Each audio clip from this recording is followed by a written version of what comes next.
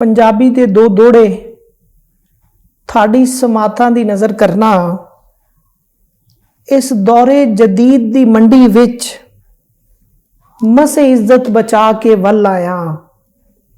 इस दौरे जदीद दी मंडी विच मसे इज्जत बचा के वल आया। हर ख्वाहिश नू सबर दी सूली ते पुठा मैं लटका के वल आया। मैं भी राज तरक्की गिनन गया, फौरन पछता के वल आया। ओ पगड़ी वेच के मिलदी हा, मैं लानत पा के वल आया।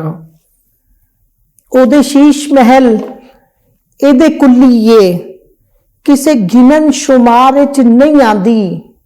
ओदे शीश महल एदे कुल्लीए किसे गिनन शुमार च नहीं आंदी। जदों तोल करे सो वध पोसी, बस दिसन दे भार च नहीं आंदी।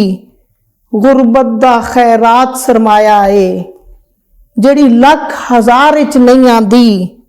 भावे राज गरीब सदेंदे हां, साडी पग बाजार च नहीं आंदी।